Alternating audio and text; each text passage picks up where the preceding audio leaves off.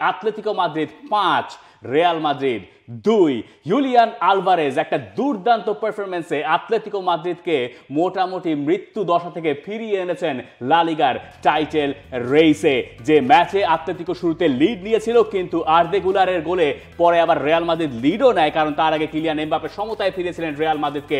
শর্লট সেটা 2-2 করেন প্রথমার্ধ শেষের আগেই, কিন্তু দ্বিতীয়ার্ধে ঘটনা পুরোপুরি ঘুরে যায় যখন ইউলিয়ান আলভারেজ একটা পেনাল্টি থেকে গোল করেন।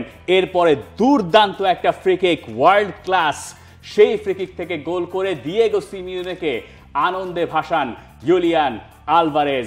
আন্তোয়া গ্রিজমান একেবারে শেষে গিয়ে আরো একটা গোল যোগ করে রিয়াল মাদ্রিদের দুর্দশার আরো বেশি সূচনা বলবো না কি বলবো, এটাকে আসলে দুর্দশা আরো বেশি বাড়িয়েছেন। আর শাবি আলোনসো পেয়েছেন নতুন মৌসুমে প্রথম হারের স্বাদ। ওয়ালটন এখন দেশের সীমানা পেরিয়ে পৌঁছে গিয়েছে 50টিরও বেশি দেশে। ওয়ালটন, ঘরে ঘরে বিশ্বজুড়ে। রিয়াল মাদ্রিদ এই ম্যাচটা যখন খেলতে নেমেছিল, টানা 6টা লিগ ম্যাচ জয়, এই সিজনে আনবিটেন থাকার রেকর্ড নিয়ে আসলে তারা আতলেটিকোর মাঠে খেলতে নেমেছিল। যদিও এই মাঠে রিয়াল মাদ্রিদের গেল 2 বছরের পারফরমেন্স ভালো ছিল না, দিন শেষে সেটাই সত্য হলো। ওয়ান্ডা মেট্রোপলিটানোতে রিয়াল মাদ্রিদ 5-2 গোলে বিধ্বস্ত হলো। দেখেন এই ম্যাচটায়, হ্যাঁ, নামটা আসলে পরিবর্তন হয়েছে। এই ম্যাচটায় রিয়াল মাদ্রিদের 2টা ফেজে আপনি এই ম্যাচটাকে ভাগ করবেন, ফার্স্ট হাফ, সেকেন্ড হাফ। আপনি এই পুরো সিজনটাকে রিয়াল মাদ্রিদের পারফরমেন্সটাকে ওই 2টা ফেজে আপনি ভাগ করেন। রিয়াল মাদ্রিদ ফার্স্ট হাফে যা খেলে, ফার্স্ট হাফে যতগুলো গোল দেয়, সেকেন্ড হাফে সেটার রেশিও 1/3 হয়ে যায়। ফার্স্ট হাফে তারা যতগুলো গোল কনসিড করে, সেকেন্ড হাফে সেটা আসলে অলমোস্ট 3 গুণ বেড়ে যায়। এই জিনিসটাই আমরা আরো একবার সেটার রেপ্লিকেশন আমরা দেখলাম এই আতলেটিকো মাদ্রিদের ম্যাচে। এবং আপনি একটা জিনিস যদি খেয়াল করেন, রিয়াল মাদ্রিদ আপনি ক্লাব ওয়ার্ল্ড কাপ সহও যদি ধরেন, রিয়াল মাদ্রিদ এখন পর্যন্ত 2টা বড় দলের সাথে তারা মুখোমুখি হয়েছে। পিএসজির সাথেও তাদের কিরকম অপদস্থ হতে হয়েছে, সেম জিনিসটা হলো আতলেটিকো মাদ্রিদের সাথেও। যেই আতলেটিকো মাদ্রিদকে আপনি এই ম্যাচ শুরুর আগেও বড় দল বলবেন কিনা এই সিজনে, সেটা নিয়ে আসলে শঙ্কা ছিল। আমি বরং আতলেতিকো মাদ্রিদে ফোকাস করতে চাই। এইরকম একটা পারফরমেন্স যেখানে সেকেন্ড হাফে আতলেতিকো মাদ্রিদ মোটামুটি রিয়াল মাদ্রিদকে শাসিয়েছে। শুধুমাত্র সেকেন্ড হাফ বললে আসলে ভুল হবে, ম্যাচের শুরু থেকে যদি আমরা ওখানে আসি, আমার মনে হয় দিয়েগো সিমিওনে এই শর্লতকে নামিয়ে এই ম্যাচে একটা বড় ধরনের স্টেটমেন্ট দিয়েছিলেন। আমি আলভারেজ এবং শর্লত এই দুজনকে একসঙ্গে স্টার্ট করিয়ে দিচ্ছি, এখন তুমি রিয়াল মাদ্রিদ খেলো। রিয়াল মাদ্রিদ যে ধরনের অ্যাটাক এই গোটা সিজনে এখনো পর্যন্ত ফেস করে নাই, সেই রকম অ্যাটাক দিয়েগো সিমিওনের দলের বিপক্ষে শাবি আলোনসোকে ফেস করতে হলো। এবং কোন জায়গায় রিয়াল মাদ্রিদ ঢুকতে থাকলো, আমরা আলভারেজে আসবো নিশ্চয়ই, কিন্তু কোন জায়গায় আসলে ট্যাকটিক্যালি এই ম্যাচটার মানে ভাগ্য নির্ধারণ হয়েছে সেটা যদি ব্যাখ্যা করার চেষ্টা করি। আতলেতিকো মাদ্রিদ একটা ক্লিয়ার ইন্টেনশনে খেলতে নেমেছে। তারা তাদের উইং প্রচুর পরিমাণে ইউজ করবে, তারা একটার পর একটা ক্রস করবে। এক পাশে বারিওস থাকতে পারে, সিমিওনে থাকতে পারে, মানে সিমিওনের ছেলে জিলিয়ান সিমিওনে, অথবা আপনি কোকের সেই ক্রসের কথা বলতে পারেন যেখান থেকে শর্লট তার মানে আতলেতিকো মাদ্রিদের সেকেন্ড গোলটা করেছেন। এই একটার পর একটা ক্রস ডিল করতে রিয়াল মাদ্রিদের ডিফেন্ডাররা ঢুকছিলেন, কারণ বক্সের ভেতরে ওই রকম দানবীয় শর্লট যখন থাকেন, তখন আপনি যতই হুইসেন হন না কেন, আপনি যেই হন না কেন, আপনি তখন ওই জায়গায় ভুগতে থাকবেন। এবং সেটা রিয়াল মাদ্রিদের পিছু ছাড়ে নাই। একটা জায়গায় এডার মিলিতাও এমন দুর্দান্ত একটা ক্লিয়ারেন্স করেছিলেন, নইলে এই ম্যাচে আরো আগে আতলেতিকো মাদ্রিদ এগিয়ে যেতে পারত। আতলেতিকো যখন এগিয়ে গেল একেবারে ফার্স্ট গোলটায়, তখন আতলেতিকো মাদ্রিদই এই ম্যাচে এগিয়ে। এরপরে কিলিয়ান এমবাপেকে আমরা দেখলাম যে তার আসলে ম্যাচে ফেরাতে বা গোল করতে কিছুই লাগে না। একটা লুজ বল থেকে রিয়াল মাদ্রিদ সেখানে ম্যাচে ফিরে এলো।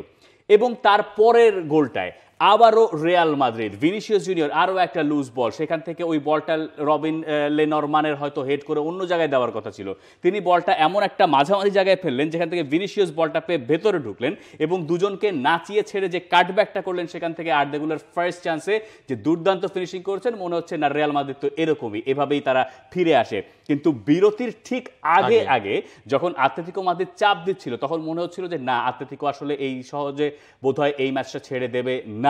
এবং তারপরে কোকের ওই একেবারে পিন পয়েন্ট সেটআপ যেখান থেকে হেডার। আর second half was all about Julian Alvarez. দেখেন, আপনি এখানে রিয়াল মাদ্রিদের ডিজাস্টারাস পারফরমেন্সের আরো একটা মেজর পয়েন্ট মানে সামনে রেইজ হতে পারে, সেটা হচ্ছে রিয়াল মাদ্রিদ এরিয়াল বলে গতকালকে একদম আসলে কোপ আপ তারা করতে পারেনি। আপনি ফার্স্ট গোলটার কথা বলেন, আপনি সেই সেকেন্ড গোলটার কথা বলেন, ইনফ্যাক্ট মাঝখানে যে একটা গোল বাতিল হলো হ্যান্ডবলের কারণে, সেটাও কিন্তু হচ্ছে লং রেঞ্জ, সেটাও কিন্তু হেডার থেকেই আসলে গোল ছিল। তার মানে গতকালকে ডিন হুইসেন এবং হচ্ছে আপনার কারেরাস, তারা কিন্তু টোটালি হচ্ছে গিয়ে আপনার এই জায়গাটায় ব্যর্থ হয়েছে। আপনি শর্লতের সেই গোলটাই কারেরাস এবং হুইসেনের মাঝখান থেকে কিন্তু তিনি হচ্ছে জাস্ট দুইজন ডিফেন্ডার দুই জায়গায় মাঝখানে, কারেরাস তাকে আসলে ছেড়ে দিলেন, মাঝখান থেকে তিনি কতটা ইজিলি গোল দিয়ে দিলেন। এই জিনিসগুলো আসলে সেটআপটা জাভি আলোনসোর করতে হবে। এর আগের ম্যাচটা যখন আমরা লা লিগায় যে ম্যাচটা আসলে রিয়াল মাদ্রিদ খেলেছিল, সেখানে আমরা দেখেছিলাম হচ্ছে গিয়ে আপনার জাভি আলোনসো তার ওই ডিফেন্ডিং লাইনটা তিনি চেঞ্জ করেছেন। এই ম্যাচে অলমোস্ট যেটাকে ধরা হচ্ছে যে এটাই হয়তো বা রিয়াল মাদ্রিদের মেইন ডিফেন্ডিং লাইন আপ, সেই জায়গাটাতেই সেই 11টাকেই তিনি নামালেন, সেখানেও কিন্তু আসলে ব্যর্থ হলো। এবার যদি এই ব্যর্থতার মানে সূচনাটা দিকে আমরা আসি, ওই যে cross cross cross cross cross Alvarez যে পেনাল্টি কিকটা আদায় করেছেন, মনে রাখা দরকার যে ওইখানেও আসলে আলভারেজের একটা দুর্দান্ত ডেলিভারি শেষ পর্যন্ত আর্দেগুলারকে বাধ্য করেছিল ওই জায়গায় বলটাকে ওইভাবে ক্লিয়ার করতে, কারণ নিকো গঞ্জালেস ঠিক পেছনে ছিলেন, হাই ফুট, ভাগ্য ভালো যে তিনি ওখানে রেড কার্ড দেখেন নাই। শর্লট প্রায় একই রকম ট্যাকেল করে আগের ম্যাচে রেড কার্ড দেখেছিলেন। তো ওখান থেকে পেনাল্টি আলভারেজ এলেন, লাকিলি তিনি এক টাচেই বলটা জালে জড়ালেন, ডাবল টাচ আমরা দেখলাম না। এরপরে যে ফ্রিকিক থেকে মানে 3-2 তো হলো, যে ফ্রিকিক থেকে আলভারেজ গোল করলেন, যেটা দেখে দিয়েগো সিমিওনে মানে কাঁদলেন নাকি মুখ লুকালেন নাকি তিনি নিজেই বিশ্বাস করতে পারলেন না, বোঝা গেল না। ওই ফ্রিকিকটাও আদায় করেছেন আলভারেজ নিজেই, যে কারণে এই ম্যাচটার মানে মহাবড় সুপারস্টার ইউলিয়ান আলভারেজ, সেটার কারণ শুধুমাত্র ওই ফ্রিকিকটা না, ওই ফ্রিকিক বাদেও গোটা ম্যাচে তিনি যে কর্নার কিকগুলো নিচ্ছিলেন, তিনি যে ক্রসগুলো দিচ্ছিলেন, তিনি যে ফ্রিকিকগুলো নিচ্ছিলেন, একটা এই পাশে ফ্রিকিক ছিল যেটা একটু ওপর দিয়ে গেছে, বোঝাই যাচ্ছিল তিনি আজকে অন্য এক হাঙ্গার নিয়ে মাঠে নেমেছেন। এবং কেউ যদি এই আতলেতিকো মাদ্রিদকে 9 পয়েন্টের গ্যাপ থেকে রিয়াল মাদ্রিদের তুলনায় উদ্ধার করতে পারে, সেই প্লেয়ারটার নাম আলভারেজ। এবং যে ফ্রিকিকটা মানে এই ফ্রিকিকটা নিয়ে কথা বলা প্রয়োজন, যে ফ্রিকিকটা থেকে তিনি গোল করলেন, তিবো কোর্তোয়া কিছুই করতে পারলেন না। দেখেন থিবো কোর্তোয়ার এখানে কি বা করা ছিল, আপনি হচ্ছে সিমিওনের কথা বলছিলেন, তো সিমিওনে তার এক্সপ্রেশন আটকে রাখতে পারছেন না। ম্যাচ শেষে দিয়েগো সিমিওনে বলছিলেন ও এটা কিভাবে করলো, সেই প্রশ্নটা যদি আপনি আমাকে করেন আমি আসলেই জানি না। আলভারেজ একেবারেই অবিশ্বাস্য একটা কাজ করেছে সেই ফ্রি কিকটা থেকে গোল দিয়ে। সেকেন্ড লাইনটা আপনি দেখেন, বল নিচে নামছিল এবং যখন এটা সরে গেল তখন জালে ঢুকে গেল। আমাদের আলভারেজকে সামনে রাখতে হবে, ওই ক্লাবের ইতিহাসের অংশ হবে এবং সে নাকি আতলেটিকো মাদ্রিদের লম্বা সময়ের জন্যই থাকবে। আলভারেজের ফর্মটাই আপনি খেয়াল করেন, লাস্ট ম্যাচে 3 গোল ছিল, হ্যাট্রিক ছিল তার, এর ঠিক পরের ম্যাচটাতেই জোড়া গোল করলেন। এবং এই সিজনে লা লিগায় আলভারেজের গোল এখন পর্যন্ত হয়ে গেছে আপনার 6টা, অ্যাসিস্ট তার সেখানে রয়েছে। এই আলভারেজ এই ম্যাচটা আতলেটিকো মাদ্রিদের আপনি যদি বলেন যে পুরো সিজনের ওয়েক আপ পারফরমেন্স সেটা বা স্টেটমেন্ট পারফরমেন্স, সেটা আসলে আতলেটিকো মাদ্রিদ এই ম্যাচ থেকেই দিয়েছে। আতলেতিকো মাদ্রিদের সিজনটা যেভাবে যাচ্ছিল এর আগ পর্যন্ত, সেটা হচ্ছে প্রতি ম্যাচে তারা লিড নেয়, মানে কালকে যে রিয়াল মাদ্রিদের সঙ্গে তারা লিড নিয়েছে, এটা তাদের ধারাবাহিকতা পুরো সিজন জুড়ে, শুধুমাত্র লিভারপুলের ম্যাচটা বাদ দিলে তারা প্রতি ম্যাচে লিড নিয়েছে। কিন্তু লিড নিয়ে তারা লিড আর ধরে রাখতে পারে না। আগের সপ্তাহেও এই একই রকম ঘটনা ঘটেছে। তারপরে তারা রায়ো ভায়াকানোর পরে রিয়াল মাদ্রিদের যখন মুখোমুখি হলো, তখন তারা লিডটা একবার না, লিডটা তারা কয়েকবার নিল। ম্যাচটা অনেকটা ভায়াকানো স্টাইলেই তারা জিতেছে, মানে ভায়াকানোর সঙ্গে যেরকম একবার এগিয়ে গিয়ে পিছিয়ে পড়ে আবারও এগিয়ে গিয়েছে, ওই স্টাইলে অনেকটা। এবং আলভারেজের ইতিহাসের অংশ হবেন, আলভারেজ যদি আতলেতিকো মাদ্রিদে থাকেন তাহলে তিনি ইতিহাসের অংশ হওয়ারই কথা। এই আলভারেজের খেলা দেখে বরং আমার কাছে মনে হয়েছে যে আর্জেন্টিনা ন্যাশনাল টিমে তিনি যখন যাবেন, মানে লিওনেল মেসির পরে বিশ্বকাপে কি অবস্থা হবে আমি জানি না, কিন্তু এই আলভারেজ সম্ভবত আর্জেন্টিনা টিমের মেসির রোলটা প্লে করতে পারেন। আপনি আজকালকার দুনিয়ায় এইরকম সেন্টার ফরওয়ার্ড কম দেখবেন, যে সেন্টার ফরওয়ার্ড কর্নার কিক নেন, ফ্রি কিক নেন, বক্সের ভেতরে অবস্থান করেন। মানে এইটা এককালে ছিল, সেকেন্ড স্ট্রাইকাররা এই রোলটা অনেক সময় প্লে করতো, কিন্তু এখন আলভারেজকে আমরা এই রোলেও দেখতে পাচ্ছি। তার সব কিছুতে যে শার্পনেস, এইটা আমাদেরকে বলেছে যে তিনি আতলেতিকো মাদ্রিদে খেলেন বলে হয়তো লাইমলাইটটা একটু কম পান, কিন্তু সে আসলে বিরাট বড় ওয়ার্ল্ড ক্লাস ফুটবলার, যাকে নিয়ে আমাদের সপ্তাহান্তে হয়তো কথা একটু কমই হয়, যিনি এইরকম মাদ্রিদ ডার্বি জিতিয়ে আমাদেরকে কথা বলার সুযোগ করে দিলেন। কারণ হচ্ছে আতলেটিকো মাদ্রিদের পারফরমেন্সটা আসলে খারাপ ছিল, সেই কারণেই। এবং আলভারেজের এই যে আপনার পারফরমেন্সটা, এটার পর যেটা হয়েছে যে আতলেটিকো মাদ্রিদের পয়েন্ট টেবিলে একটা বড় লাফ হয়েছে। আতলেটিকো মাদ্রিদ যাদেরকে আমরা ইনফ্যাক্ট এই ম্যাচের আগেই তো আমরা বলছিলাম এই ম্যাচ যদি আসলে তারা মাদ্রিদ ডার্বিটাতে তারা হেরে যায় তখন আসলে কি হবে, একদম আপনার খাতায় মানে সব কোনো তালিকা থেকে আপনার আতলেটিকো মাদ্রিদকে বাদ দিয়ে দিতে হবে। কিন্তু আপনি যদি অন্য পাশটায় আসেন, রিয়াল মাদ্রিদের, তারা হচ্ছে কি আপনার সিজনটা শুরু করলো স্ট্রংলি। জাভি আলোনসো অনেকগুলো চেঞ্জ করেন, শিফটিং করেন, এই যে বড় ম্যাচগুলোতে এসে রিয়াল মাদ্রিদের খেলার কিন্তু টোটালি ছন্দপতনটা হয়ে যায়। এবং এইটা আপনার এই সিজনে এখন পর্যন্ত বলতে হবে 6টা ম্যাচ যে গেল তারা খেললো একভাবে।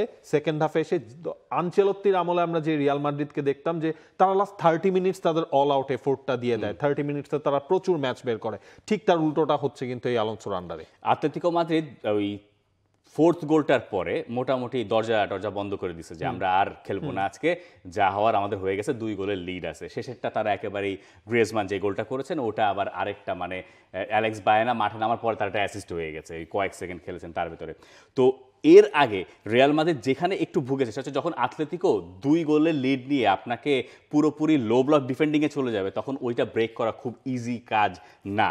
রিয়াল মাদ্রিদ কোন জায়গায় ঝামেলায় পাকিয়েছে আরও একটা, তাদের ওই যে রাইট ব্যাকের পজিশনটা যেখানে কারভাহালকে টাফ টাইম পার করতে হয়েছে, অথবা লেফট সাইডে কারেরাস তাকেও একটা টাফ টাইম পার করতে হয়েছে, কারণ উইং জুড়ে যে খেলা খেলেছে আতলেতিকো মাদ্রিদ তাতে রিয়াল মাদ্রিদের ফুল ব্যাকরা ওই সাপোর্টটাও পায় না। এখন সাপোর্টটা পেতে হলে আমরা বারবার দেখছিলাম যে কারভাহাল উপরে উঠে আছেন, এডার মিলিতাওকে জায়গা কভার করতে হচ্ছে, এবং ম্যাচে যে ওই জায়গাগুলোয় হাফ স্পেসগুলোয় মানে সেন্টার ব্যাক এবং ফুল ব্যাকের মাঝখানের স্পেসগুলোয় যে যথেষ্ট পরিমাণ শূন্যস্থান থেকে যাচ্ছে, এইটা আতলেতিকো মাদ্রিদ শুরু থেকে দেখিয়েছে কয়েকটা লং বলে, ডিফেন্ডাররা যে লং বলগুলো খেলেছেন, কিন্তু রিয়াল মাদ্রিদ সেগুলো সময় পিক করতে পারে নাই। পরে গিয়ে দেখেন যে শুয়েমেনিকে একটা সময় সেন্টার ব্যাকে নিয়ে এসে শাবি আলোনসো চেঞ্জ করেছেন, কিন্তু ততক্ষণে আসলে দেরি হয়ে গেছে, আতলেতিকো মাদ্রিদ ম্যাচ ততক্ষণে গুছিয়ে নিয়েছে।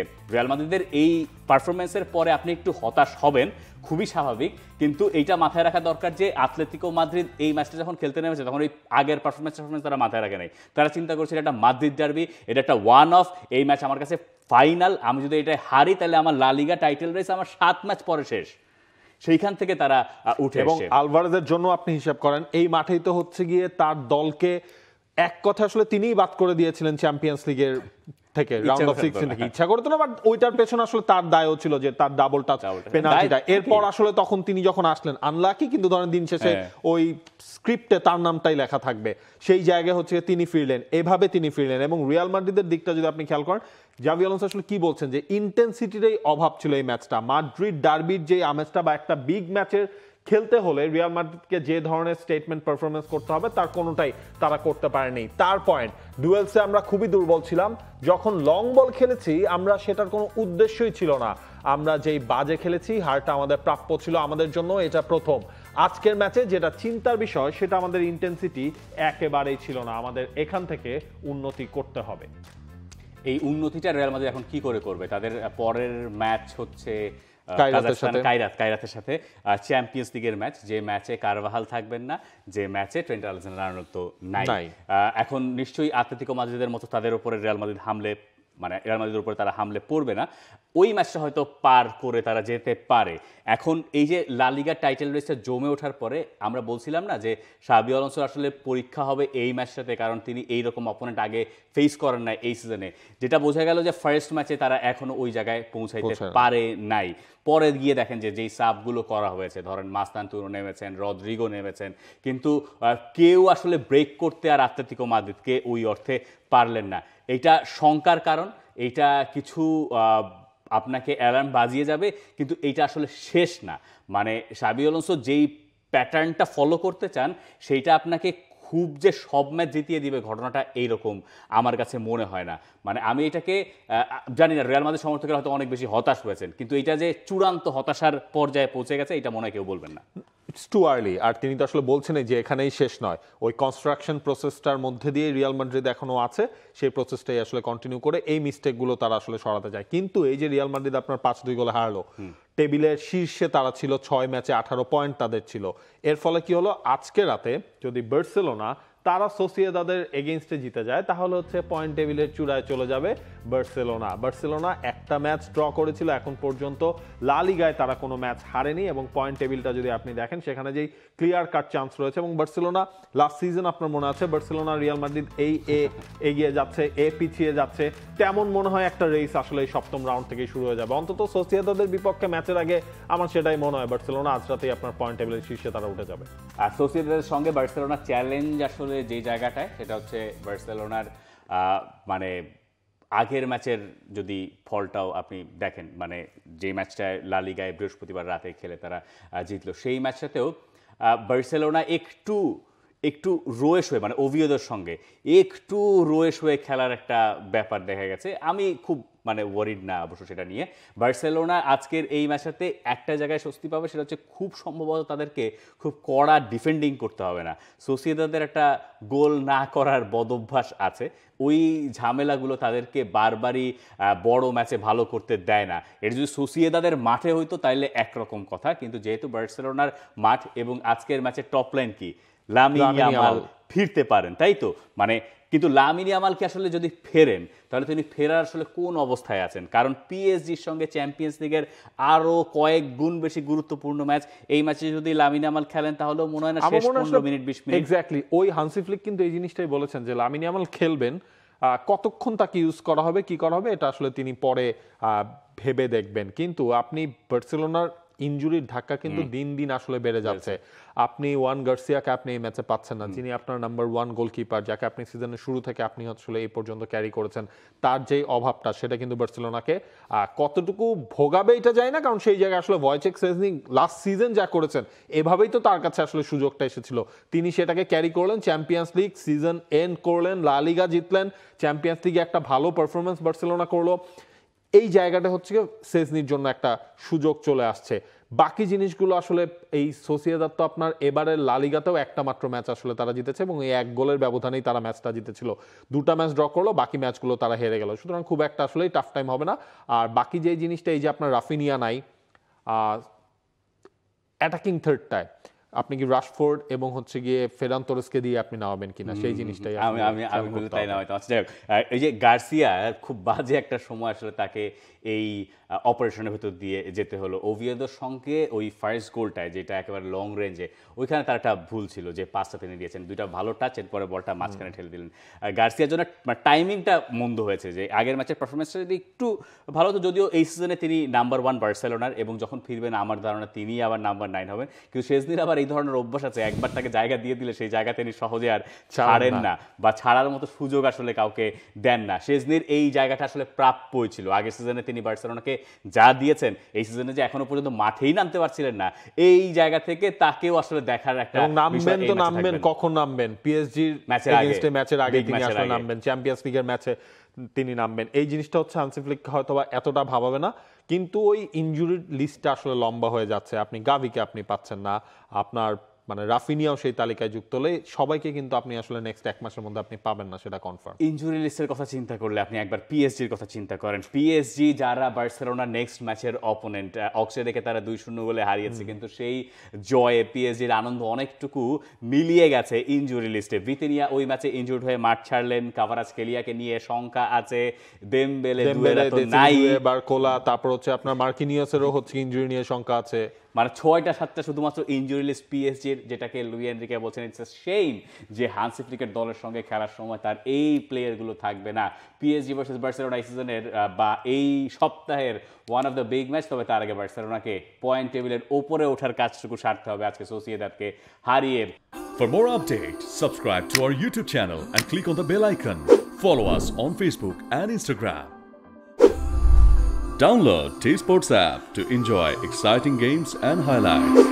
Visit tsports.com.